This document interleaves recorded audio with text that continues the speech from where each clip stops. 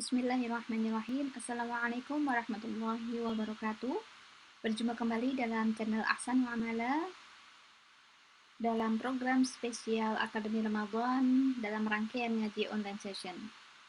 Sebelumnya, mari kita haturkan sholawat kepada junjungan kita Nabiullah Muhammad Sallallahu Alaihi Wasallam beserta keluarga dan juga para sahabat serta generasi penerus yang menyampaikan risalah beliau hingga hari ini. Tak lupa pula kita sampaikan doa yang terbaik untuk guru-guru kita yang berkat perjuangan beliau-beliau akhirnya kita mendapatkan ilmu yang bisa mengiringi kita untuk bisa lebih dekat kepada Allah Subhanahu wa taala. Untuk bagian yang keenam ini kita akan mendiskusikan mengenai sunnah-sunnah pada bulan Ramadan. Selamat menyimak sahabat-sahabat sekalian, semoga dengan apa yang kita pelajari hari ini membuat kita jauh lebih bersemangat dalam mengisi bulan suci Ramadan. Sumber yang kita gunakan untuk menyampaikan ilmu kepada sahabat-sahabat kami ambil dari buku Fikih Puasa karya Dr. Yusuf Al-Qaradawi, Fikih Kehidupan Sehari Puasa karya Dr. Ahmad Sarwat LCMA, Fikih Islam wa Adillatuhu karya Profesor Dr. Wahbah Az-Zuhaili dan Daurah Fikih yang disampaikan oleh para ustadz pengajar dari Rumah Fikih Indonesia. Adapun sunnah-sunnah dalam puasa Ramadan, sebagaimana kita ingat bersama bahwa amalan-amalan sunnah pada bulan suci Ramadan mendapatkan sesuatu yang istimewa di sisi Allah Subhanahu wa taala, bahwa kebaikan daripada hal-hal yang sifatnya sunnah ini sebanding dengan amal-amal yang fardu. Adapun amalan sunnah yang pertama yaitu melaksanakan ibadah sahur dan mengakhirkannya. Sebagaimana dalam hadis riwayat Ahmad dari Abi Sa'id Al-Khudri radhiyallahu an, sahur itu barokah, maka jangan tinggalkan meskipun hanya dengan seteguk air. Sesungguhnya Allah dan malaikatnya bersolawat kepada orang-orang yang menunaikan ibadah sahur. Begitu juga dalam hadis riwayat Ahmad yang lain, umatku masih dalam kebaikan selama mendahulukan buka puasa dan mengakhirkan sahur. Sehingga sebisa mungkin bagaimana kita bisa mengatur waktu sahur itu dalam kondisi yang dekat dengan batas akhir sahur, tentunya dengan berhati-hati meninjau waktu habisnya saat sahur. Sebagaimana juga di dalam surah Az-Zariyat kemarin yang pernah kita sampaikan bahwa salah satu keistimewaan pada waktu sahur itu adalah memperbanyak istighfar. Jadi bagaimana kita mengatur dengan tetap menjalankan kedua hal ini, yaitu mengakhirkan ibadah sahur mendekati waktu subuh, tetapi juga membagi waktu tertentu sebelum subuh itu untuk memperbanyak memohon ampunan kepada Allah Subhanahu wa taala. Sebagaimana juga pada hadis yang lain juga disampaikan bahwasanya makan sahur itu adalah berkah. Sehingga salah satu tujuan kita menjalankan ibadah sahur bukan semata-mata agar puasa yang dilakukan itu kuat, tetapi juga dalam rangka menunaikan amalan yang kemudian disukai oleh Allah Subhanahu wa taala. Dan tentunya ketika kita menunaikan ibadah sahur, maka harapannya sepanjang hari yang kita lewati dalam menunaikan ibadah puasa itu menjadi lebih produktif karena ada energi melalui makanan yang kita konsumsi. Kemudian sunnah yang kedua adalah mempercepat iftar. Jadi menyegerakan berbuka puasa adalah satu hal yang dicontohkan sebagaimana hadis riwayat Abu Daud, Hakim dan juga Tirmizi bahwasanya dari Anas radhiyallahu anhu berkata bahwa Rasulullah Shallallahu alaihi wasallam berbuka dengan rutoh atau kurma muda sebelum sholat. Apabila tidak ada, maka dengan kurma. Apabila tidak ada juga kurma, maka beliau menggunakan air. Maka di sini mendahulukan berbuka puasa atau mentakjil, menyegerakan buka puasa menjadi satu hal yang sangat disarankan. Yang perlu kita pahami bersama bahwa iftar itu tidak harus dengan sesuatu yang sifatnya makan makanan yang berat atau dalam jumlah yang banyak. Karena kalau kita mengacu pada hadis ini, sesungguhnya yang dimakan atau dikonsumsi itu bukanlah sesuatu yang memberatkan kondisi perut kita atau organ pencernaan. Kenapa di sini kita melihat disarankan mengkonsumsi rutot ataupun juga kurma ketika ada? Sebenarnya ini kembali kepada bagaimana sifat daripada kurma itu sendiri. Dalam bidang kesehatan kita mengenal ada glukosa sederhana dan ada glukosa yang kompleks. Atau dengan kata lain, dalam setiap apa yang kita makan itu mengandung glukosa atau juga komponen yang dia sifatnya ada dua hal. Ada komponen yang sifatnya mudah sekali dipecah oleh tubuh dan ada komponen glukosa yang susah ataupun membutuhkan energi besar untuk dipecah oleh tubuh. Sedangkan kurma ini adalah bagian dari zat yang dia mudah untuk dipecah oleh tubuh. Ketika dia mudah dipecah oleh tubuh dan tidak membutuhkan energi yang besar, tentu dia akan lebih mudah diserap oleh tubuh. Di samping karena mudah dipecah dan dia mudah diserap oleh tubuh dan energi yang diperlukan itu tidak terlalu besar, tentu energi yang lain itu bisa teroptimalkan untuk hal yang lain. Sebab apabila seseorang berbuka puasa langsung dengan zat yang dia mengandung glukosa yang kompleks, seperti halnya nasi ataupun sejenisnya, itu membutuhkan energi yang besar untuk dikeluarkan tubuh sehingga zat tersebut bisa dipecah. Nah, ketika energi itu terlalu besar dikeluarkan, di mana tubuh seharian itu berpuasa tidak berisi makanan, maka saluran pencernaan itu dalam bahasa Jawa itu mengalami kondisi shock atau kaget. Nah, ketika kaget tentunya isinya banyak, dia harus mengolah sedemikian rupa, harus memecah zat tertentu yang ada di dalam makanan tersebut, sehingga ini menyebabkan energi yang dikeluarkan menjadi lebih besar. Akibatnya ketika seseorang berbuka puasa dengan zat makanan yang dia mengandung karbohidrat yang kompleks ataupun zat yang dia membutuhkan energi besar untuk dipecah dan untuk bisa diserap oleh tubuh, akibatnya 2 jam setelah berbuka puasa pada umumnya seseorang menjadi mengantuk hingga akhirnya menjadi malas untuk melaksanakan ibadah sholat tarawih. Maka ketika kita ingin menunaikan ibadah tarawih ataupun sholat isya dan ibadah malam setelah isya itu secara maksimal, maka bagaimana kita mengatur menu iftar dengan sebaik mungkin.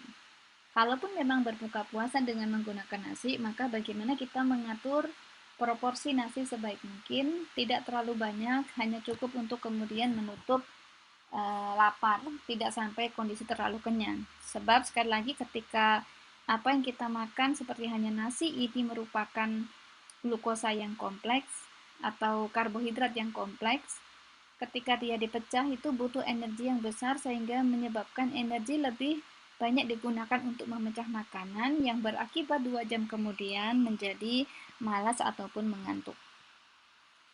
Sunnah yang lain pada bulan suci Ramadan adalah memperbanyak ibadah-ibadah sunnah yang lain sebagaimana yang diriwayatkan dalam hadis Bukhari dan juga Muslim bahwa Nabi Muhammad SAW pada setiap malam bulan Ramadan itu akan berguru kepada malaikat Jibril. Jadi malaikat Jibril alaihissalam itu langsung mengajarkan Al-Quran kepada Rasulullah SAW.